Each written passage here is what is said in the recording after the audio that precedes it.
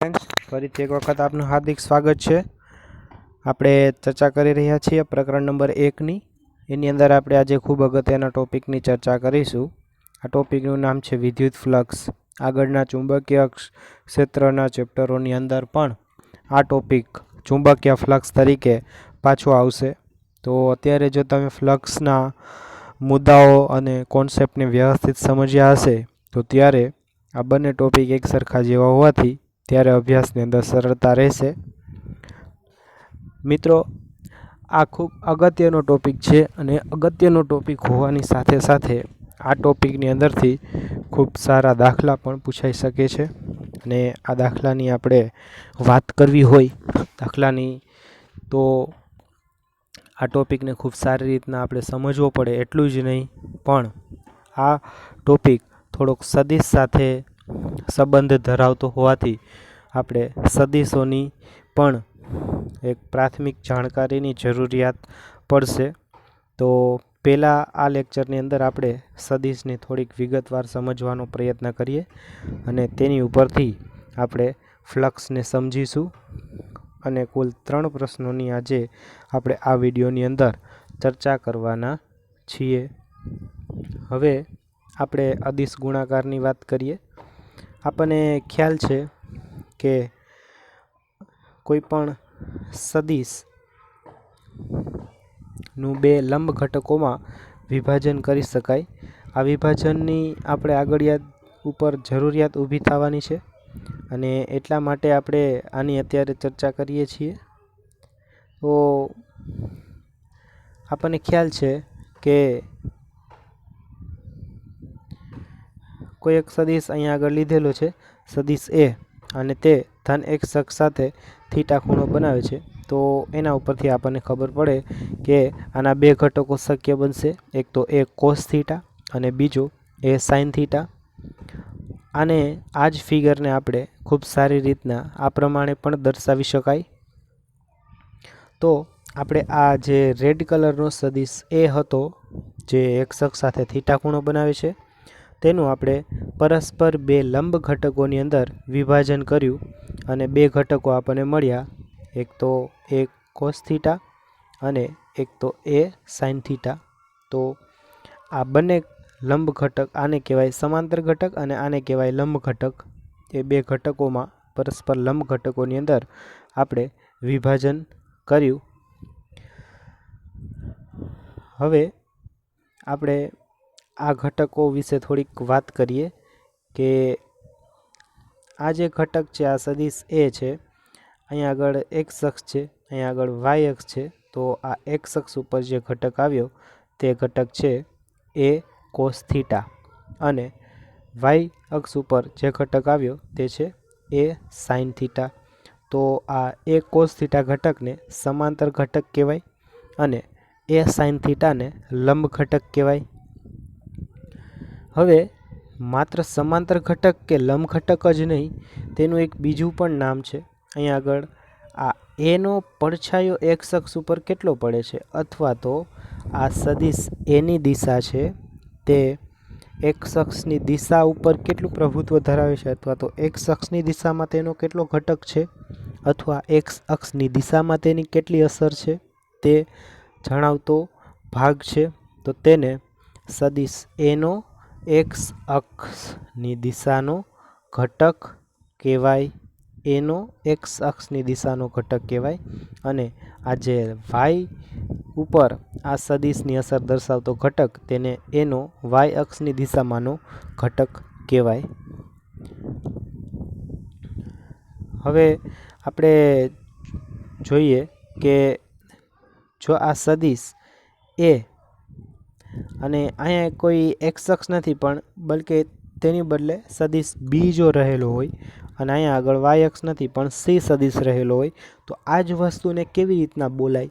તો આપણને ખબર જ છે કે આ દિશામાં એનો ઘટક હતો એ કોસ થીટા અને એને આપણે નામ આપ્યું હતું એનો x અક્ષની દિશામાંનો ઘટક, એવું નામ આપ્યું હતું. પણ હવે અહીંયા x અક્ષ નથી, xની બદલે બી છે, તો આપણે એને નામ આપશું સદિશ એનો સદિશ બીની દિશાનો ઘટક.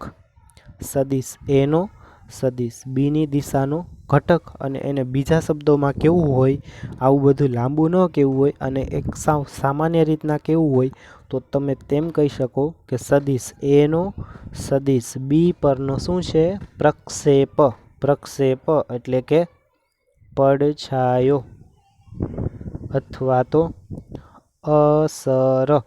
તો તમે એમ કહી શકો કે સદિશ બીની દિશામાં સદિશ એનું કેટલી અસર આવે છે તે દર્શાવતી વાત, એટલે એનો બી પરનો પ્રક્ષેપ.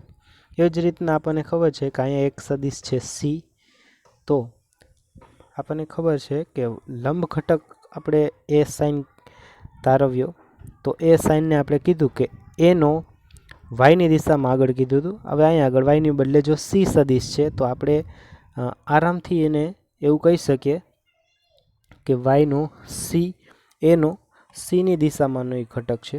એટલે આપણે એમ કહી શકીએ ટૂંકમાં કે એનો સી પરનો પ્રક્ષેપ છે. એનો સી પરનો પ્રક્ષેપ એટલે કે એનો એવો ભાગ જે સીની દિશામાં છે. આપણને ખબર છે એ છે એ નથી તો બીની દિશામાં, નથી તો સીની દિશામાં, એટલે એને તમે બે ભાગમાં વિભાજન કરી શકો. એક ભાગ એવો કે જે બીની દિશામાં હોય અને એનો બીજો ટુકડો એવો કે જે સીની દિશામાં હોય. આમ આ પ્રક્ષેપની વાત આપણે કરી. પ્રક્ષેપ શું દર્શાવે છે એનો ખ્યાલ આપણને આવી ગયો. આ વસ્તુ તમે યાદ રાખજો વિદ્યાર્થી મિત્રો, આગળની સ્લાઇડમાં આપણે આની જરૂર પડશે. હવે આપણે અદિશ ગુણાકારની વાત કરીએ. તો આપણે ગુણાકાર કરવા માગીએ છીએ બે સદિશોનો, એક તો સદિશ એ અને એક સદિશ બી.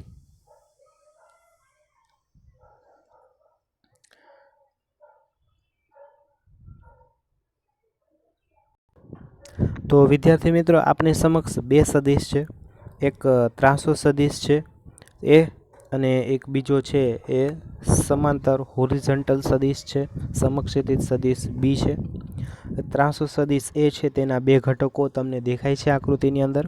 એક તો છે એ કોસ થીટા અને એક છે એ સાઇન થીટા. એ કોસ થીટાને આપણે શું કહીએ છીએ આપણને ખ્યાલ છે. એ કોસ થીટાને આપણે એનો બીની દિશાનો ઘટક કહીએ છીએ અથવા તો એનો બી પરનો પ્રક્ષેપ કહીએ છીએ. હવે ખાસ આપણે અદિશ ગુણાકારની વાતને સમજીએ. અદિશ ગુણાકાર શું કહેવા માગે છે? આપણને ખબર છે તે પ્રમાણે કોઈ એક સદિશ જો એ હોય, એક સદિશ બી હોય અને બંને વચ્ચેનો ખૂણો થીટા હોય, તો તમે જેવું એ ક્રોસ બી કરશો, એ ક્રોસ બી કેવી રીતના વ્યાખ્યાયિત છે? તો કે એ ડોટ બી કહેશું આપણે. અદિશ ગુણાકારને ડોટ ગુણાકાર તરીકે ઓળખવામાં આવે છે. એ ડોટ બી કેવી રીતના વ્યાખ્યાયિત થશે? એ ડોટ બી આવી રીતે વ્યાખ્યાયિત થાય છે.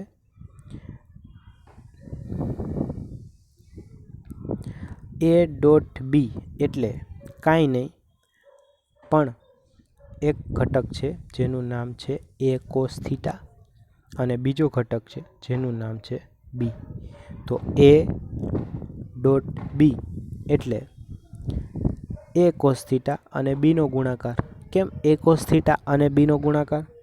તો કે આ એનો બીની દિશામાંનો જે ઘટક છે અને આખે આખો સદિશ બી, આ બંનેનો ગુણાકાર તમને આ રાશિ સીધી આપશે. એટલે કે જીવનમાં જ્યારે આપણે એવી જરૂર પડે કે બે સદિશો એકબીજાથી થીટા ખૂણે હોય, પણ એક સદિશ આપણે આખો લેવો હોય, જેમ કે બી સદિશ છે એ આખો ગણતરીમાં લેવો છે અને એ સદિશનો ખાલી બીની દિશામાંનો જેટલો ભાગ હોય એટલો જ આપણે ગણતરીમાં લેવો છે અને બંનેનો ગુણાકાર જોઈએ છે, તો આવા સંજોગોમાં આપણે અદિશ ગુણાકારને વાપરી શકીએ. ફરીથી એક વખત આપણે રિવિઝન કરીએ કે એ ડોટ બી કેવી રીતના વ્યાખ્યાયિત છે? તો કે એ ડોટ બી એટલે એનો બીની દિશામાંનો ઘટક. એ આખો લેવાનો નથી, એનો બીની દિશામાંનો ઘટક એટલે કયો થશે? એ કોસ થીટા. અને એનો આપણે ગુણાકાર કરવાનો છે કેની સાથે? બી સાથે. એટલે કે બીનું મૂલ્ય લેવાનું અને એનો ઘટક લેવાનો. એનો ઘટક એ ગુણ્યા બી. એવી રીતે તો આપણે લખી શકાય કે એનો બીની દિશામાંનો ઘટક એટલે કે એ કોસ થીટા છે અને બીનું મૂલ્ય છે બી. એટલે આખે આખું આપણે આમ લખી શકાય એ બી કોસ થીટા, એટલે આપણને ખ્યાલ છે તે પ્રમાણે એ ડોટ બી બરાબર એ બી કોસ થીટા. હવે આ સંબંધ તમે ધોરણ 11ની અંદર ભણી ગયા છો, પણ એનો સાચો ઉપયોગ અને સાચી સમજણ હવે તમને ખ્યાલ આવશે. તો આ અદિશ ગુણાકારનો આપણને ખ્યાલ આવી ગયો. ખૂબ સારી રીતના આપણે એની વાત કરી.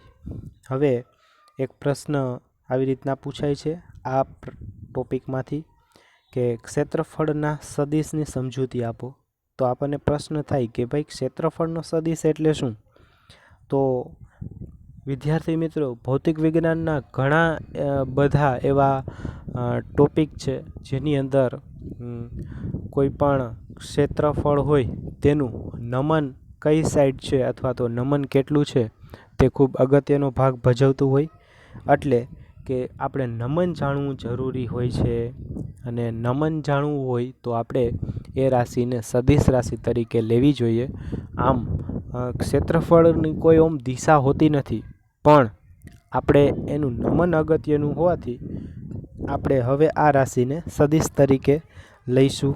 તો સદિશ તરીકે લેવામાં આપણને સ્વાભાવિક જ પ્રશ્ન થાય કે ક્ષેત્રફળ હોય તો ક્ષેત્રફળની કઈ દિશા લેવી, એનો સદિશ દોરીએ આપણે તો એ સદિશની લંબાઈ કેટલી રાખવી, વગેરે જેવા આપણા સ્વાભાવિક પ્રશ્નો હોય તેની આપણે અહીંયા જવાબ દેવાનો, અને એ જવાબ એટલે જ આ ક્ષેત્રફળના સદિશની સમજૂતી.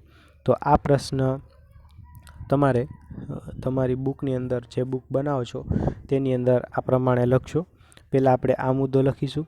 હવે અહીંયા આગળ મેં ઉદાહરણ દ્વારા એક કેવી રીતના આપણે ક્ષેત્રફળને સદિશ તરીકે લઈ શકાય તે દર્શાવ્યું છે. ધારો કે આપણી પાસે એક ક્ષેત્રફળ છે. આ ક્ષેત્રફળનું એકમ આ ટુકડો છે તેનું ક્ષેત્રફળ છે 5 એકમ, એટલે કે સમથિંગ 5 મીટર સ્ક્વેર. તો આને તમે સદિશમાં કન્વર્ટ કરવું હોય તો કેવી રીતના કરી શકો? તો પહેલી વાત આપણે યાદ રાખીએ કે કોઈ પણ ક્ષેત્રફળ હોય એ ક્ષેત્રફળને રજૂ કરતો સદિશ આ ક્ષેત્રફળ હોય તેને લંબ રૂપે લેવામાં આવે છે. લંબ રૂપે બહાર નીકળતી દિશાની અંદર લેવામાં આવે છે. જે તમે અહીંયા જોઈ શકો છો કે આ સમતલને લંબ રૂપે છે, ક્ષેત્રફળને લંબ રૂપે છે અને બહાર નીકળતી દિશામાં છે. તો આપણને દિશા ખ્યાલ આવી. હવે આપણને સ્વાભાવિક જ પ્રશ્ન થાય કે અહીંયા આગળ અમે કેવડી લાઈન કરીએ, આવડી કરીએ કે આનાથી મોટી કરીએ, કેવડી કરીએ? તો એનો જવાબ છે કે આની લંબાઈ એ આના ક્ષેત્રફળના મૂલ્ય જેટલી હોવી જોઈએ. જેમ કે અહીંયા ક્ષેત્રફળ 5 એકમ છે, તો આપણે સદિશ દોરતી વખતે એની લંબાઈ 5 એકમ લઈશું, તો એને ક્ષેત્રફળ કહેવાય. તો આપણને ખ્યાલ આવી ગયો કે આ ક્ષેત્રફળને આપણે આ સદિશની મદદથી રજૂ કર્યા. આ ક્ષેત્રફળને આ સદિશની મદદથી રજૂ કરવાથી ક્ષેત્રફળ સદિશ બની જતું નથી, આ માત્ર રજૂઆત છે. આવી રીતના રજૂઆત કરી શકાય ક્ષેત્રફળની, અને એવી રીતના આપણને ગણતરી કરવામાં ખૂબ જ સરળતા રહે છે. તેટલા માટે આપણે આ રસ્તો લીધેલો છે. તો વિદ્યાર્થી મિત્રો, તમને ખ્યાલ આવી ગયો હશે. ફરી એક વખત મારી વાતને રિપીટ કરી દઉં. ક્ષેત્રફળ છે તમારી પાસે, આ કોઈ એક ક્ષેત્રફળ છે, તેનો ક્ષેત્રફળ સદિશ તમારે દોરવો છે. તો ક્ષેત્રફળ સદિશ હંમેશા ક્ષેત્રફળના સમતલને લંબરૂપે બહારની તરફ લેવામાં આવશે. બીજું, આ ક્ષેત્રફળ સદિશનું મૂલ્ય એટલે કે લંબાઈ કેટલી લેવામાં આવશે? તો કે આ જેટલું ક્ષેત્રફળ છે એ ક્ષેત્રફળ જેટલું ઘેરાય છે, ઘેરાયેલા ક્ષેત્રફળ જેટલું. જેમ કે અહીંયા આગળ અત્યારે 5 એકમ ઘેરાય છે એવું લખ્યું છે, પણ જો 25 એકમ ક્ષેત્રફળ ઘેરાતું હોય તો આની લંબાઈ આપણે 25 લેવી જોઈએ. તો આ જે સદિશ મળે આપણને એને આપણે ક્ષેત્રફળ સદિશ કહીશું. બરાબર છે વિદ્યાર્થી મિત્રો? હવે આગળની સ્લાઇડમાં આપણે ક્ષેત્રફળ વિશે થોડીક વધારે જાણકારી મેળવીએ. ક્ષેત્રફળ સદિશ કઈ રીતના દોરવામાં આવે અને ક્ષેત્રફળ સદિશને આપણે કઈ રીતના દર્શાવશું તેની વાત આપણે કરીએ.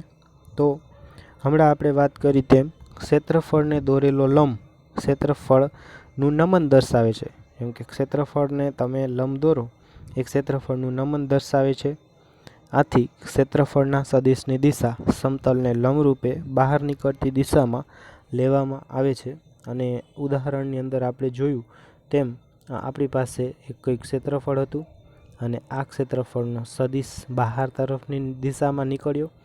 તો તે પાછળના એક્ઝામ્પલની અંદર આપણે આનું મૂલ્ય 5 એકમ લીધું હતું, જે હવે આપણે અહીંયા ડેલ્ટા એસ કહીશું. ડેલ્ટા એસ એ ક્ષેત્રફળનું મૂલ્ય દર્શાવે છે, 5 મીટર સ્ક્વેર, 25 મીટર સ્ક્વેર. બીજું આપણે એક વસ્તુ સમજીએ કે આ સદિશ છે, આ સદિશ એની દિશામાંનો એક એકમ સદિશ લઈએ આપણે, તો તેને આપણે n કેરેટ વડે દર્શાવીશું. n કેરેટ એટલે એકમ સદિશ છે. કઈ દિશામાંનો એકમ સદિશ છે? તો કે આપણો જે ક્ષેત્રફળ સદિશ છે તેની દિશામાંનો એકમ સદિશ છે. તો આપણને ખબર પડી કે ક્ષેત્રફળ સદિશ આ n કેરેટની દિશામાં હશે. તો ક્ષેત્રફળ સદિશને તમે બે રીતે લખી શકશો. પહેલી રીતે આમ ડેલ્ટા એસ સદિશ. જો તમારે આમ ન લખવું હોય તો એની બદલે તમે બીજી રીતે લખી શકશો. બીજી રીતે એને કંઈક આવી રીતના લખી શકાય. અથવા તો આ સદિશનું મૂલ્ય કેટલું છે, ડેલ્ટા એસ સદિશનું મૂલ્ય, કે ડેલ્ટા એસ અને એની દિશા કઈ છે, n કેરેટ. તો આમ આ સદિશને તમે બે રીતના લખી શકશો. તો આ ક્ષેત્રફળ સદિશની વાત થઈ. હવે આપણે વાત કરીએ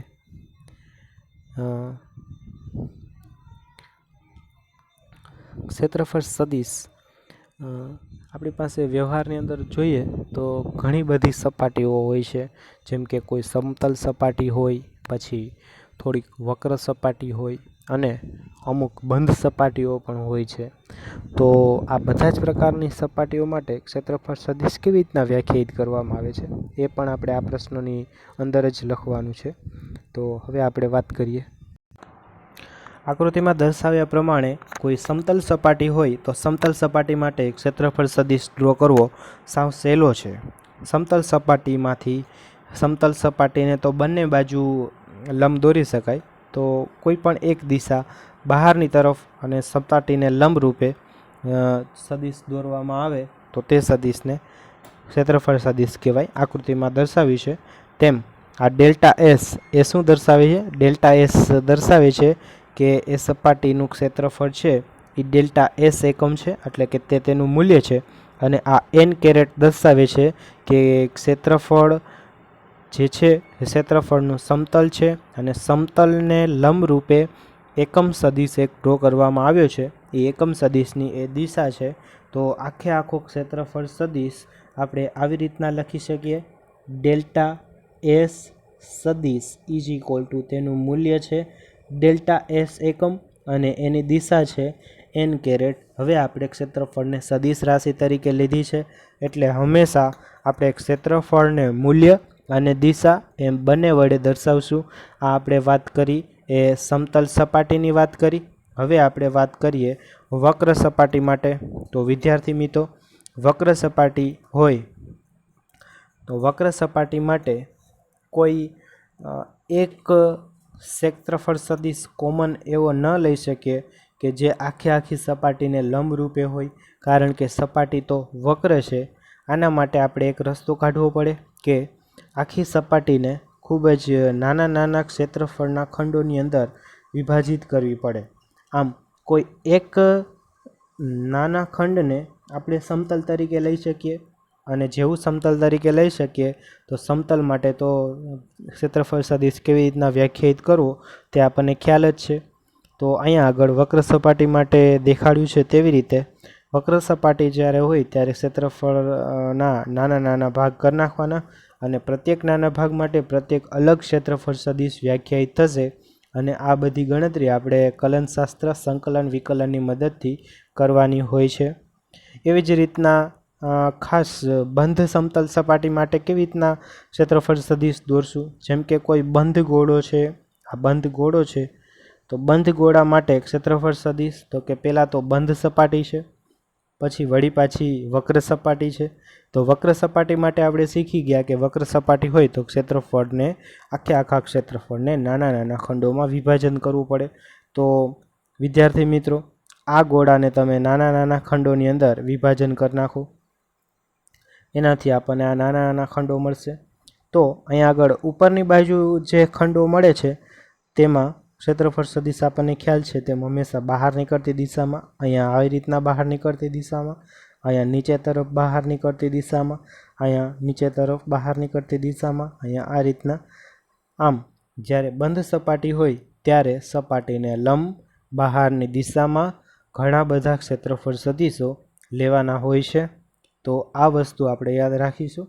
હવે આપણે આપણી મુખ્ય ચર્ચા કરીએ તે પહેલાં આપણે ફ્લક્સ ભણવાના છીએ. તે ફ્લક્સના મુખ્યત્વે ફ્લક્સનો અભ્યાસ 3 રીતે કરી શકાય. જેવી રીતના આ સપાટી છે તેના 3 પ્રકારો છે, તેવી રીતના તેની સાથે સંકળાયેલા ફ્લક્સના પણ 3 વિભાગો પાડેલા છે, જે બુકની અંદર આપણને એક કોમન ટોપિકની નીચે આવરી લીધું છે. તો આપણે તેનું વ્યવસ્થિત વિભાજન કરી અને ભણીશું તો આપણને સારી રીતે યાદ રહેશે. વિદ્યુત ફ્લક્સની વાત કરીએ. વિદ્યુત ફ્લક્સ અને ચુંબકીય ફ્લક્સ એ ખૂબ અગત્યની રાશિ છે. વિદ્યુત ફ્લક્સને આપણે ફાઈ વડે દર્શાવીએ છીએ. વિદ્યુત ફ્લક્સનો એકમ ઉપર આપણે હમણાં જ જઈશું. પણ વિદ્યુત ફ્લક્સનો આપણે અભ્યાસ કેટલી રીતે કરી શકીએ તેની વાત કરીએ તો વિદ્યુત ક્ષેત્રને એક તો આપણે હંમેશા આપણને ખબર છે વિદ્યુત ક્ષેત્ર 2 રીતનું હોય. એક તો નિયમિત વિદ્યુત ક્ષેત્ર હોય. નિયમિત વિદ્યુત ક્ષેત્રમાં લાઈન એક સરખી લંબાઈની હોય અને એકબીજાથી સમાન અંતરે હોય, તો આ નિયમિત વિદ્યુત ક્ષેત્ર છે. અને આ અનિયમિત વિદ્યુત ક્ષેત્ર છે. તો નિયમિત વિદ્યુત ક્ષેત્ર અને અનિયમિત વિદ્યુત ક્ષેત્ર, વિદ્યુત ક્ષેત્રના 2 પ્રકારો. અને સપાટીના આપણે હમણાં જ 3 પ્રકારો જોયા, જેમ કે વક્ર સપાટી હોય, બંધ સપાટી હોય અને સમતલ સપાટી હોય. તો તે પ્રમાણે આપણે વિદ્યુત ફ્લક્સના આવી રીતના વિભાજન કરી શકીએ. જેમ કે કોઈ સમતલ સપાટી હોય અને નિયમિત વિદ્યુત ક્ષેત્ર હોય તો ત્યારે ફ્લક્સ, પછી જ્યારે કોઈ વક્ર સપાટી હોય અને અનિયમિત વિદ્યુત ક્ષેત્ર હોય ત્યારે ફ્લક્સ, જ્યારે કોઈ બંધ વક્ર સપાટી હોય અને અનિયમિત વિદ્યુત ક્ષેત્ર હોય ત્યારે ફ્લક્સ. તો ત્રણેય માટે આ ઇક્વેશન અલગ અલગ છે. આપણે આ ઇક્વેશનનું હમણાં જ તારવણી કરીશું એટલે આપણને ખ્યાલ આવી જશે. તો હવે આપણે એક સાદો ટોપિક લઈએ. સમતલ સપાટી હોય અને વિદ્યુત ક્ષેત્ર નિયમિત હોય ત્યારે ફ્લક્સને કેવી રીતે વ્યાખ્યાયિત કરી શકાય. વિદ્યાર્થી મિત્રો, આ આકૃતિની અંદર તમને જુદા જુદા 3 આકૃતિઓ જોવા મળે છે. એમાં જે આ બ્લુ કલરથી દર્શાવ્યું છે તે વિદ્યુત ક્ષેત્ર દર્શાવે છે, એટલે કે આ સમાન નિયમિત વિદ્યુત ક્ષેત્ર છે. પહેલી આકૃતિની અંદર આપણે એક ક્ષેત્રફળ દર્શાવ્યું છે ક્ષેત્રફળ સદિશ સાથે, કારણ કે હવે આપણને ખબર છે કે ક્ષેત્રફળ છે એ સદિશ રાશિ છે. તો પહેલી આકૃતિની અંદર વિદ્યાર્થી મિત્રો વિદ્યુત ક્ષેત્રને લંબ રૂપે વિદ્યુત ફ્લક્સ છે. તો આ સપાટી છે તે વિદ્યુત ક્ષેત્રને લંબ રૂપે છે. હવે વિદ્યુત ક્ષેત્ર સમાંતર છે, સમાંતર સપાટીને લંબ રૂપે આપણે વિદ્યુત ક્ષેત્ર એમાંથી પસાર થાય છે. એટલે કહેવાનો મતલબ છે કે આ સપાટીમાંથી આવી રીતના વિદ્યુત ક્ષેત્ર રેખાઓ પસાર થાય છે. તો હવે વિદ્યુત ક્ષેત્ર એટલે આપણે ખબર છે વિદ્યુત ક્ષેત્ર એટલે એકમ સપાટીમાંથી પસાર થતી ક્ષેત્ર રેખાઓની સંખ્યા. એકમ સપાટીમાંથી ક્ષેત્રફળને લંબ રૂપે પસાર થતી ક્ષેત્ર રેખાઓની સંખ્યા એટલે વિદ્યુત ક્ષેત્ર કીધું હતું. તો એને જ ગુણાકારમાં આપણે વિદ્યુત ક્ષેત્રને ગુણાકારમાં આપણે ક્ષેત્રફળ કરી નાખીએ તો આપણને કુલ સંખ્યા મળે. એટલે કે વિદ્યુત ફ્લક્સ એ કાંઈ જ નથી પણ વિદ્યુત ફ્લક્સ એ ક્ષેત્રફળ, આ તમે જે ક્ષેત્રફળ લીધું છે એમાંથી લંબ રૂપે કેટલી ક્ષેત્ર રેખાઓ પાસ થાય છે તે એટલે જ વિદ્યુત ક્ષેત્ર. એટલે કે તમે લીધેલા ક્ષેત્રફળમાંથી કેટલી ક્ષેત્ર રેખાઓ પસાર થાય છે, જેટલી ક્ષેત્ર રેખાઓ લંબ રૂપે પસાર થાય છે તે વિદ્યુત ક્ષેત્ર દર્શાવે છે. શરત એટલી હોવી જોઈએ કે લંબ રૂપે પસાર થતી હોવી જોઈએ. ક્ષેત્ર રેખાઓ સમતલને લંબ રૂપે પસાર થતી હોવી જોઈએ. તો પહેલી આકૃતિમાં આપણને દેખાય છે તેમ બધી જ ક્ષેત્ર રેખાઓ સપાટીને લંબ રૂપે પસાર થાય છે। તો જોઈ લેવાનું ક્ષેત્રરેખાઓની સંખ્યા ગણી લેવાની, એના ઉપરથી આપણને ખબર પડી જાય કે એનું વિદ્યુત ફ્લક્સ આટલું છે। અહીં આકૃતિની અંદર મેં 5 એરા દર્શાવ્યા છે, તો તમે એમ કહી શકો કે એ પ્રમાણેનું વિદ્યુત ફ્લક્સ એમાંથી પસાર થાય છે। હવે આ બીજી ફિગર ઉપર આવો। બીજી ફિગરની અંદર તમે જોઈ શકો છો સપાટી, આ સપાટી છે, આ સપાટીને લંબ રૂપે છે ક્ષેત્રફળ સદિશ, સપાટીને લંબ રૂપે એક પણ વિદ્યુત ક્ષેત્ર રેખા નથી પસાર થતી। એનો મતલબ કે આ સપાટી સાથે સંકળાયેલું ફ્લક્સ 0 છે, કારણ કે આ સપાટીને લંબ રૂપે એકય ક્ષેત્રફળ રેખા પસાર થતી નથી। આના ઉપરથી વિદ્યાર્થી મિત્રો એક અગત્યનો ટોપિક સમજીએ કે આ ક્ષેત્રફળ સદિશને સમાંતર જેટલી ક્ષેત્રરેખાઓ હોય, સમાંતર જેટલી ક્ષેત્રરેખાઓ હોય એ ક્ષેત્રરેખાઓ એ જ વિદ્યુત ફ્લક્સ કહેવાય। તો અહીંયા આગળ આ ક્ષેત્રરેખાઓ બધી સમાંતર નથી, પણ આ ક્ષેત્રફળ સદિશને કેવી છે? લંબ છે। આમ લંબ હોવાથી એક એક ફ્લક્સમાં ગણાતી નથી। આથી આ સપાટી સાથે સંકળાયેલું ફ્લક્સ 0 છે અને આ સપાટી સાથે બધી જ ક્ષેત્રરેખાઓ સંકળાયેલી હતી, તેથી આની સાથે સંકળાયેલું ફ્લક્સ મહત્તમ છે, મેક્સિમમ છે। તો વિદ્યાર્થી મિત્રો આપણને ખબર પડી ગઈ કે જ્યારે ક્ષેત્રફળ સદિશ એ ક્ષેત્રને લંબ રૂપે હોય ત્યારે ફ્લક્સ 0 થાય, અને જ્યારે ક્ષેત્રફળ સદિશ ક્ષેત્ર રેખાઓને સમાંતર હોય ત્યારે ફ્લક્સ મહત્તમ થાય। તો જ્યારે લંબ હોય ત્યારે 0 અને જ્યારે સમાંતર હોય ત્યારે મહત્તમ। તો લંબ અને સમાંતર એટલે કે આ અને આ ખૂણાની વચ્ચેનો કોઈ એક ખૂણો હોય તો ત્યારે સંકળાતું ફ્લક્સ એ મહત્તમ કરતાં ઓછું અને 0 કરતાં વધારે હોય, જે આ ત્રીજી ફિગરની અંદર દર્શાવ્યું છે। અહીંયા આગળ ક્ષેત્રફળ સદિશ છે એ આ દિશાની અંદર છે અને વિદ્યુત ક્ષેત્ર છે એ આ દિશાની અંદર છે। તો વિદ્યાર્થી મિત્રો આપણને ખબર પડે કે આ ક્ષેત્રફળનો બધો જ ભાગ, આ ક્ષેત્રફળ સદિશનો બધો જ ભાગ ફ્લક્સમાં ભાગ લેતો નથી, કારણ કે આપણને ખબર છે કે કોઈ પણ ત્રાસો સદિશ હોય તો આપણે એનું 2 ભાગમાં સરળતાથી વિભાજન કરી શકીએ, એક સમાંતર ઘટક અને એક લંબ ઘટક। તો આનું આપણે આ 2 ભાગમાં વિભાજન કરી નાખ્યું, તો આપણને ખબર છે કે આ લંબ ઘટકને લીધે તો ફ્લક્સ કેવું થાય છે?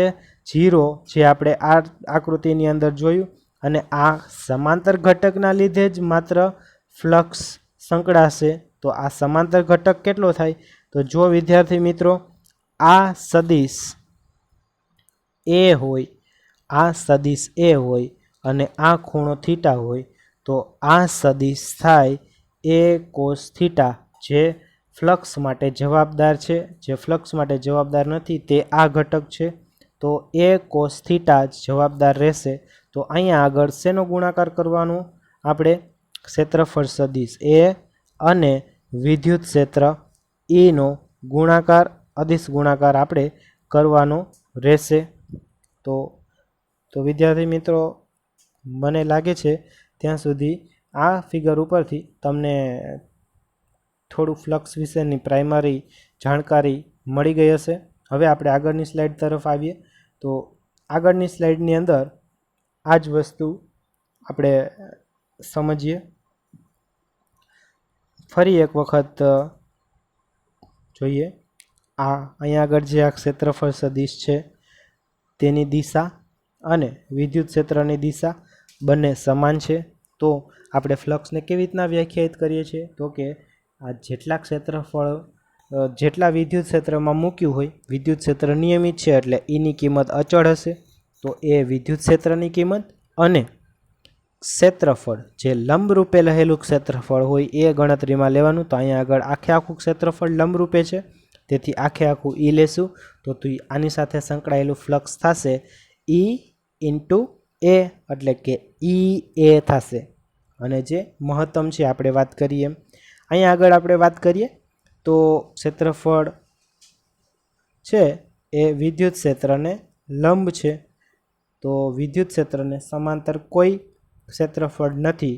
આથી આમાં કોઈ ક્ષેત્રરેખાઓ આ ક્ષેત્રફળમાંથી કોઈ ક્ષેત્રરેખાઓ લંબરૂપે પસાર નથી થતી, તેથી ફ્લક્સ 0 ગણવામાં આવશે. તેવી જ રીતના વિદ્યાર્થી મિત્રો અહીંયા આગળ આપણે ક્ષેત્રફળના બે ભાગ પડશે. ક્ષેત્રફળના બે ભાગ પડે છે. એક તો એ કોસ થીટા, જે ક્ષેત્રફળનો સદિશ એ કોસ થીટા ઘટક છે. ક્ષેત્રફળ સદિશનો એ કોસ થીટા ઘટક જે વિદ્યુત ક્ષેત્રને સમાંતર છે, એટલે તે ફ્લક્સમાં મદદ કરે છે. એ સાઇન થીટા ફ્લક્સમાં મદદ કરતો નથી.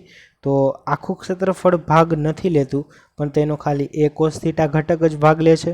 અને સમાન વિદ્યુત ક્ષેત્ર ઈ છે, એટલે અહીંયા આગળ સંકળાયેલું ફ્લક્સ ઈ એ કોસ થીટા, અથવા તો અહીંયા આકૃતિમાં દર્શાવ્યું છે તેમ ઈ કોસ થીટા એ પણ લખી શકાય. હવે આપણે આના રિલેટેડ એક પ્રશ્નની વાત કરીએ. પ્રશ્ન આવી રીતના પૂછાઈ શકશે: વિદ્યુત ફ્લક્સની સમજૂતી આપો. તો આપણે હમણાં જ વાત કરી એમ કે આપેલ બિંદુએ વિદ્યુત ક્ષેત્રમાં વિદ્યુત ક્ષેત્રને લંબ એક ડેલ્ટા એસ સદિશ ક્ષેત્રફળવાળો નાનો સમતલ ખંડ મૂકીએ તો તેમાંથી પસાર થતી ક્ષેત્રરેખાઓની સંખ્યાને તે પૃષ્ઠ સાથે સંકળાયેલું ફ્લક્સ કહે છે, જેને ફાઈ સંજ્ઞાથી સંકેતથી દર્શાવવામાં આવે છે. તો ફ્લક્સ કેટલું સંકળાશે તેના માટે આપણે ઈ અને એસનો ગુણાકાર કરવાનો છે. અહીંયા ખાસ એક વસ્તુ ધ્યાનમાં રાખવાની છે કે ઈ છે ક્ષેત્રફળ રેખાઓ સાથે લંબ રૂપે કેટલો ભાગ આવે છે એ જ લેવાનું છે. એટલા માટે આપણે અહીંયા આગળ હવે ડોટ પ્રોડક્ટ વાપરવો પડશે. વિદ્યાર્થી મિત્રો, હમણાં જ મેં તમને વાત કરી હતી કે અદિશ ગુણાકાર કેવી રીતના વ્યાખ્યાયિત થયેલો છે, આપણે સમજીએ. અહીંયા આગળ ધારો કે ક્ષેત્રફળ સદિશ આ દિશામાં છે અને વિદ્યુત ક્ષેત્ર આ દિશામાં છે. તો અહીંયા આગળ પર્ટિક્યુલરલી આપણે જરૂરિયાત એવી ઊભી થઈ છે કે આ એ સદિશનો આખો ભાગ છે એ ફ્લક્સમાં ભાગ લેતો નથી, પણ એનો એક જ ઘટક કે જે ઈ સાથે ઈની દિશામાં છે, એટલે કે એનો ઈની દિશામાંનો પ્રક્ષેપ, એટલે કે એ કોસ થીટા. એ કોસ થીટા અને ઈ એનો જ આપણે ગુણાકાર કરવાનો છે. તો એ કોસ થીટા ગુણ્યા ઈ, એટલે આને આપણે સીધી રીતના આમ લખી શકીએ એ ડોટ ઈ અથવા તો ઈ ડોટ એ લખી શકીએ. એટલા માટે અહીંયા આગળ અદિશ ગુણાકાર આવશે. એ વાત આપણે ખાસ સમજીશું. હવે આપણે સ્લાઇડ ઉપર પાછા ફરીએ. જો વિદ્યુત ક્ષેત્ર ઈને લંબ ડેલ્ટા એસ ક્ષેત્રફળના ખંડને મૂકે તો આવા ખંડમાંથી પસાર થતી ક્ષેત્રરેખાઓની સંખ્યા ઈ ડેલ્ટા એસ થાય. આ ખાસ સમજવા જેવું છે. વિદ્યાર્થી મિત્રો, આપણે કોરી સ્લાઇડમાંથી સમજીએ. આપણને ખબર છે જ્યારે આપણે ઈની વ્યાખ્યા આપી ત્યારે ઈની આપણે આવી રીતના વાત કરી હતી કે ક્ષેત્રરેખાઓની સંખ્યા એકમ ક્ષેત્રફળ દીઠ, ક્ષેત્રરેખાઓની સંખ્યા એકમ ક્ષેત્રફળ દીઠ. તો આના ઉપરથી તમારે ક્ષેત્રરેખાઓ જોતી હોય તો તમારે ગુણાકારમાં શું કરવું પડે? ક્ષેત્રરેખાઓ, ગુણાકારમાં ક્ષેત્રરેખાઓ કરો એટલે ક્ષેત્રફળ, અહીંયા ગુણાકારમાં ક્ષેત્રફળ કરવું પડે એટલે ક્ષેત્રફળ અને ક્ષેત્રફળ કટ થઈ જશે. વધશે શું? ક્ષેત્રરેખા. જે ક્ષેત્રરેખાની સંખ્યા આવે તેને જ આપણે ફ્લક્સ કહીએ છીએ. તેને જ આપણે ફ્લક્સ કહીએ છીએ. તો ફ્લક્સનું સામાન્ય સૂત્ર થયું ઈ ડોટ એ. હવે સ્લાઇડ ઉપર પાછા ફરીએ. જો ઈ અને એસ એક જ દિશામાં હોય તો થીટા કેવો થશે? 0. તો આ રીતે ત્યારે મહત્તમ સંખ્યા પસાર થતી હશે, બધી જ ક્ષેત્રરેખાઓ એમાંથી પસાર થતી હશે. ઈ અને એસ વચ્ચેનો ખૂણો થીટા હોય તો ક્ષેત્રફળ ખંડમાંથી પસાર થતી ક્ષેત્રરેખાઓની સંખ્યા ઈ ડેલ્ટા એસ કોસ થીટા અનુસાર ઓછી થશે, કારણ કે કોસ થીટા ઘટક વધારાનો આવી જશે. આપણને ખ્યાલ છે તેમ કોસ થીટાની કિંમત 1 કરતાં ઓછી હશે. જ્યારે ઈ અને એસ વચ્ચેનો ખૂણો 0 ન હોય ત્યારે ક્ષેત્રફળ ખંડમાંથી પસાર થતી ક્ષેત્રરેખાઓની સંખ્યા 0 થશે, જે આકૃતિમાં દર્શાવ્યું છે. તો વિદ્યાર્થી મિત્રો અહીંયા આગળ E અને ડેલ્ટા એસ વચ્ચેનો ખૂણો શૂન્ય હોય એમ ન આવે, π/2 હોય તેમ આવે. બે વચ્ચેનો ખૂણો જો π/2 હોય ત્યારે ક્ષેત્રફળ ખંડમાંથી પસાર થતી ક્ષેત્રરેખાઓની સંખ્યા શૂન્ય થાય, જે આકૃતિમાં આપણે જોઈ ગયા આગળ. હવે આપણે આકૃતિ જોઈએ. આ આકૃતિ આપણે ડ્રો કરવાની હોવાથી અને વ્યવસ્થિત આપણે એક વખત ડ્રો પણ કરી નાખીએ. તો વિદ્યાર્થી મિત્રો જોવો જોઈએ, આની અંદર ક્ષેત્રફળ સદિશ આ છે અને વિદ્યુત ક્ષેત્રની દિશા પણ આ છે, એટલે કે બધી જ ક્ષેત્રરેખાઓ એમાંથી પસાર થઈ જાય છે. આ 3D ફિગર છે. એ જ ફિગરને 2Dમાં આવી રીતના કન્વર્ટ કરી શકાય. આ ક્ષેત્રફળ સદિશો છે બધા, અને આ એ ક્ષેત્રફળ સદિશ અને આ વિદ્યુત ક્ષેત્રની દિશા. તો બંને એક જ દિશામાં છે, આથી અહીંયા આગળ ફ્લક્સ એ સંકળાશે. એવી જ રીતના આ ક્ષેત્રફળને હવે આપણે કંઈક એંગલ ઉપર લઈ આવીએ, એટલે કે આ બે વચ્ચેનો કંઈક આપણે એંગલ બનાવીએ θ. તો હવે પહેલાંની જેમ લંબ નથી, આ જ ફિગરને આપણે 2Dમાં કન્વર્ટ કરીએ તો વિદ્યુત ક્ષેત્ર પહેલાંની જેમ જ છે, પણ ક્ષેત્રફળ એટલે કે પ્લેન સમતલને આપણે θ કોણે લઈ આવ્યા છીએ. તો હવે આ ક્ષેત્રફળ આ દિશામાં થશે, ક્ષેત્રફળનું સમતલ, ક્ષેત્રફળનું સદિશ થશે આ દિશામાં, અને અહીંયા આગળ વચ્ચે એંગલ θ થશે. આથી આ વખતે હવે ક્ષેત્રફળ થશે, ફ્લક્સ થશે EA cos θ. બરાબર છે. આ આપણે સમતલ સપાટીની વાત કરી. આપણા અભ્યાસક્રમની અંદર સમતલ સપાટી અને વક્ર સપાટી માટે પણ થોડીક ચર્ચા કરેલી છે. તો જો વક્ર સપાટી હોય ત્યારે શું કરવાનું, તો હમણાં જ મેં વાત કરી હતી તેમ વક્ર સપાટી હોય તો આ વક્ર સપાટીને ઘણી બધી મોટી સંખ્યાના સૂક્ષ્મ ક્ષેત્રફળ ખંડોમાં વિભાજિત થયેલો કલ્પવાનું. પછી હવે ઘણા બધા અનંત ક્ષેત્રો થઈ ગયા, તો અને નાના નાના ટુકડા હોવાથી બધાને કેવા ગણી શકાય, સમતલ ગણી શકાય. અને ડેલ્ટા એસને આપણે ડેલ્ટા એસ n કેરેટ તરીકે લઈ શકાય, જ્યાં n કેરેટ એ ક્ષેત્રફળ સદિશની દિશાનો એકમ સદિશ છે, એ આપણને ખ્યાલ છે. અહીંયા ફિગર દર્શાવી છે તેમ આ એક કોઈ બંધ સપાટી, વક્ર સપાટી દર્શાવે છે, અને આ જે ગુલાબી કલરના ટુકડા છે એ આપણે આ ક્ષેત્રફળ આખી રાશિ, આખી સપાટીને નાના નાના ક્ષેત્રફળમાં વિભાજિત કરી છે તે દર્શાવે છે. અહીંયા આગળ હમણાં જ આપણે વાત કરી હતી તેમ ક્ષેત્રફળ સદિશ બહાર નીકળતી દિશામાં લીધો છે. અહીંયા આગળ આ દિશામાં બહાર નીકળતી દિશામાં લીધો છે. તો આપણે કોઈ પણ સપાટીમાંથી કુલ ફ્લક્સને ગણવા માટે આપણે દરેક ખંડ માટે નાનું નાનું ફ્લક્સ ગણવાનું અને પછી તેનો સરવાળો કરવો પડે. તો આના માટે આપણે આમ લખી શકીએ કે સરવાળો થાય છે, અને કેનો સરવાળો થાય છે, તો કે E ડેલ્ટા એસ, આ નાના નાના ડેલ્ટા એસ છે બધા એનો, અને એની સાથે ગુણાકારમાં ઈનો સરવાળો થાય છે. આ સદિશ છે બંને. તો હવે જો આ ડેલ્ટા એસને હજી તમે નાનું કરો, ડેલ્ટા એસ ટેન્સ ટુ 0 લ્યો, તો આ સરવાળો સંકલનની અંદર પરિણમે. તો હવે આપણે આ સમીકરણને આવી રીતના લખી શકીએ, phi ઇઝ ઇક્વલ ટુ, હવે સરવાળાની બદલે થઈ જશે સંકલન E ડોટ DA અથવા તો DS, DA અથવા તો DS બંને સરખું જ છે, પણ આપણા પુસ્તક પ્રમાણે લખવું હોય તો E ડોટ DS. તો અહીંયા આગળ આપણે શું કર્યું જોવો જોઈએ વિદ્યાર્થી મિત્રો, આ ફ્લક્સ છે અને આ છે વિદ્યુત ક્ષેત્ર અને આ છે ક્ષેત્રફળ, અને એનું સંકલન કર્યું. તો આને ગુજરાતીની અંદર આ રાશિને કઈ રીતના વાંચી શકાય, તો કે આ ક્ષેત્ર એટલે વિદ્યુત ક્ષેત્રનું સંકલન કર્યું. વિદ્યુત ક્ષેત્રનું શું કર્યું છે, સંકલન, અને ક્યાં કર્યું છે, તો કે આ પૃષ્ઠ ઉપર કર્યું છે. એટલે આપણે એમ કહી શકીએ કે ભાઈ ફ્લક્સ એટલે શું, તો કે ફ્લક્સ એટલે વિદ્યુત ક્ષેત્રનું પૃષ્ઠ પરનું પૃષ્ઠ સંકલન. આ બાબત ખૂબ અગત્યની છે, આને યાદ રાખજો વિદ્યાર્થી મિત્રો. આગળ જતાં આપણે ગાઉસના નિયમમાં આનો ઉપયોગ કરીશું.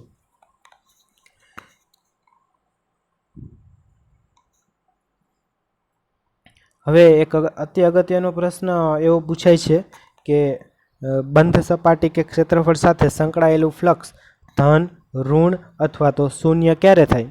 તો હમણાં જ આપણે વાત કરી હતી શૂન્ય ફ્લક્સ ક્યારે હોય, તો કે જ્યારે વિદ્યુત ક્ષેત્રની દિશાને સમાંતર જ પ્લેટ પડેલી હોય તો ફ્લક્સ શૂન્ય થશે. ફ્લક્સ મહત્તમ એટલે કે ધન ક્યારે થાય તો કે વિદ્યુત ક્ષેત્રને લંબરૂપે કોઈ પ્લેટ પડેલી હોય તો ધન થશે. તો ઋણ ક્યારે થાય તેની વાત કરીએ આપણે. આની અંદર જો તમે ખ્યાલ નહીં રાખો તો થોડું કન્ફ્યુઝન થશે, કારણ કે આમાં આપણે બંને ક્ષેત્રફળો સમજવાના છે. હમણાં આપણે વાત કરી 3 પ્રકારના ક્ષેત્રફળો હતા. એક તો સમતલ સપાટી હતી અને એક બીજી હતી બંધ સપાટી હતી. તો બંધ સપાટીમાં ક્યારે શૂન્ય થાય, ઋણ થાય તે પણ આપણે સમજવું છે, અને સમતલ સપાટીમાં પણ કેમ થાય તે આપણે સમજવું છે. પહેલાં આપણે સમતલ સપાટીની વાત કરીએ તો સમતલ સપાટીમાં તો માત્ર આપણે ખૂણા દ્વારા કહી શકશું. આપણને ફ્લક્સનું સમીકરણ ખબર છે, φ = E.S, અને એનું મૂલ્ય લખીએ તો ES cos θ. તો આ સમીકરણ ઉપરથી આપણે લખી શકીએ કે જ્યારે cos θ છે તે પહેલા ચરણની અંદર cos θ ધન છે, બીજા ચરણની અંદર cos θ ઋણ છે. તો કે ખૂણો જ્યારે 0 થી 90ની વચ્ચે હોય ત્યારે ફ્લક્સ ધન થશે. 90 અને 180ની વચ્ચેનો ખૂણો હશે ત્યારે ઋણ થશે, અને જ્યારે 90નો ખૂણો હશે ત્યારે શૂન્ય થશે. આપણને ખબર છે cos 90 = 0. તો આપણે પહેલો મુદ્દો લખી નાખીએ કે આ સમીકરણ ઉપરથી ES cos 0 એટલે કે બંને જ્યારે એકબીજાને સમાંતર હોય, એટલે કે ક્ષેત્રફળ સદિશ અને વિદ્યુત ક્ષેત્ર બંને જ્યારે એકબીજાને લંબ હોય ત્યારે θ = 90 થાય અને ત્યારે ફ્લક્સ 0 થાય. θ 90 કરતાં ઓછો હોય તો ફ્લક્સ ધન મળે, θ 90 કરતાં વધારે હોય તો ફ્લક્સ ઋણ મળે. આ આપણે સમતલની વાત કરી. હવે આપણે જોઈએ કે જો કોઈ બંધ ક્ષેત્રફળ હોય, આ તો એક સમતલ સપાટી હતી, કોઈ બંધ ક્ષેત્રફળ હોય ત્યારે સાથે સંકળાયેલું ફ્લક્સ શૂન્ય ક્યારે થશે તો ત્યારે એવું યાદ રાખવાનું કે જેટલી ક્ષેત્ર રેખાઓ અંદર દાખલ થાય છે તેટલી જ ક્ષેત્ર રેખાઓ બહાર નીકળતી હોય તો ફ્લક્સ થાય શૂન્ય. ધન ક્યારે થાય તો કે બંધ સપાટીની અંદર જ્યારે કોઈ ધન વિદ્યુતભાર મૂકો હોય તો એમાંથી ક્ષેત્ર રેખાઓ બહારની તરફ નીકળતી હોય. તો ક્ષેત્ર રેખાઓ જ્યારે બહારની તરફ નીકળતી હોય ત્યારે ફ્લક્સ ધન છે તેમ કહેવાય. અને એ જ સપાટીની અંદર જો ઋણ વિદ્યુતભાર રાખેલો હોય તો ક્ષેત્ર રેખાઓ સપાટીની અંદર તરફ જશે. તો અંદર તરફ ક્ષેત્ર રેખાઓ જતી હોય તો ફ્લક્સ ઋણ છે તેમ કહેવાય. ક્ષેત્ર રેખાઓ બહારની તરફ આવતી હોય તો ફ્લક્સ ધન છે તેમ કહેવાય. જેટલી ક્ષેત્ર રેખાઓ અંદર જાય છે તેટલી જ ક્ષેત્ર રેખાઓ જો બહાર નીકળતી હોય તો ફ્લક્સ શૂન્ય છે તેમ કહેવાય. કેના માટે? બંધ સપાટી માટે. ખુલ્લી સપાટી માટે આપણે આ સમીકરણ ઉપરથી જવાબો આપ્યા. તો આ પ્રશ્ન આવી રીતના પૂછાઈ શકશે. હવે થોડોક કોન્સેપ્ટની વાત કરીએ. ધારો કે તમે કોઈ બંધ આકૃતિને વિદ્યુત ક્ષેત્રની અંદર મૂકી છે, તો ત્યારે તેની સાથે સંકળાયેલું ફ્લક્સ કેટલું થશે એની આપણે વાત કરીએ. તો વિદ્યાર્થી મિત્રો, આપણને ખબર છે કે અહીંયા આગળ બંધ સપાટી છે, નિયમિત બંધ સપાટી છે. અહીંયા આગળ જો હવે આપણે આપણી પાસે 6 સમતલો છે, તો 6 સમતલો માટે આપણે ક્ષેત્રફળ સદિશો દોરીએ. તો આના માટે ક્ષેત્રફળ સદિશ આમ બહારની તરફ, કારણ કે હંમેશા ક્ષેત્રફળ સદિશ બહારની તરફ લેવામાં આવે છે. અહીંયા આગળ ક્ષેત્રફળ સદિશ આ રીતે બહારની તરફ, આના માટે ક્ષેત્રફળ આ રીતે બહારની તરફ, અને આ સપાટી માટે ક્ષેત્રફળ સદિશ આ રીતે બહારની તરફ, અને અહીંયા આગળ આ સાઈડની અને બંને સપાટીઓ માટે આપણે ક્ષેત્રફળ સદિશને દર્શાવતા નથી. હવે આપણે વાત કરીએ તો એક તો આ અને આ એ બંને ક્ષેત્રફળ સદિશો એ વિદ્યુત ક્ષેત્રને લંબ છે, એટલે કે બે વચ્ચેનો ખૂણો 90 છે. એટલે એક તો આ સપાટીને લીધે અને આ સપાટીને લીધે સંકળાયેલું ફ્લક્સ શૂન્ય થશે. તે આપણને દેખાય જ છે કે ક્ષેત્રને સમાંતર રીતના પ્લેટ પડેલી છે, એટલે એ પ્લેટ સાથે સંકળાયેલું ફ્લક્સ 0. હવે આ પ્લેટની વાત કરીએ તો આ પ્લેટની અંદરથી તમે જોશો તો ક્ષેત્ર રેખાઓ બહાર આવે છે. ક્ષેત્ર રેખાઓ બહાર આવે છે એટલે ફ્લક્સ ધન. અને અહીંયા આગળ તમે જો તો આ પ્લેટની અંદર ક્ષેત્ર રેખાઓ જાય છે, એટલે આના લીધે ફ્લક્સ ઋણ. અહીંયા જેટલું ઋણ ફ્લક્સ છે તેટલું જ અહીંયા ધન ફ્લક્સ છે. તેથી આ આખી સપાટી સાથે સંકળાયેલું કુલ ફ્લક્સ 0. તો આના ઉપરથી આપણે એવો સાદો નિયમ બનાવી શકીએ કે જ્યારે કોઈ બંધ પૃષ્ઠ હોય અને તેને સમાન કે અસમાન વિદ્યુત ક્ષેત્રમાં રાખેલું હોય તો તેની સાથે સંકળાયેલું ફ્લક્સ હંમેશા શૂન્ય થાય. શું કામ? તો કે એક સપાટી પાસે માઇનસ મળે અને બીજી સપાટી માટે પ્લસ મળે.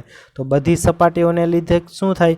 પ્લસ અને માઇનસ ઇઝ ઇક્વલ ટુ 0 થઈ જશે.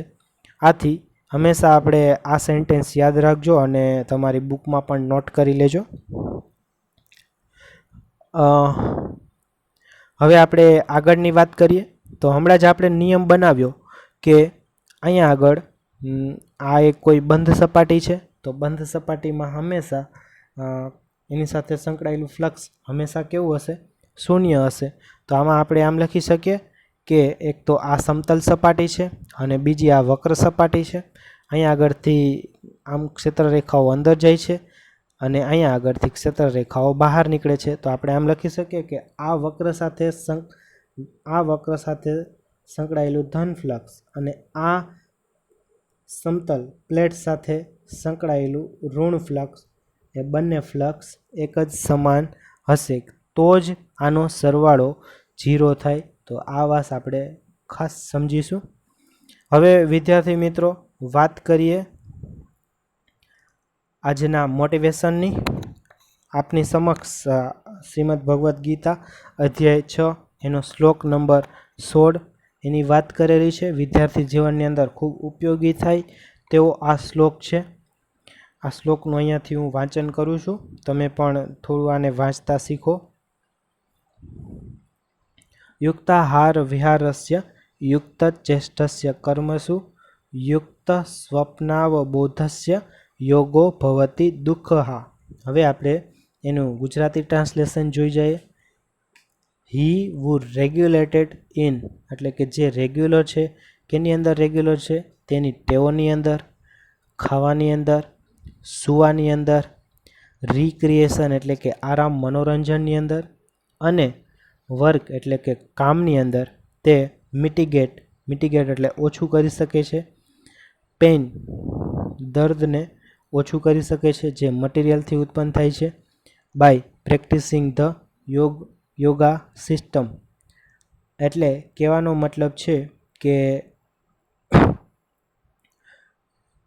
રેગ્યુલેશન જરૂરી છે. કેની અંદર? તો કે ખાવાની અંદર, સૂવામાં અને મનોરંજનની અંદર. તો તે એક ખૂબ સારા લેવલથી પેઇનને દૂર કરી શકે છે એવી વાત આ શ્લોકની અંદર કહેવામાં આવી છે. તો આજ માટે આપણે આટલું રાખીએ. તમારો ખૂબ ખૂબ આભાર. Thank you very much. જય હિન્દ, જય ભારત.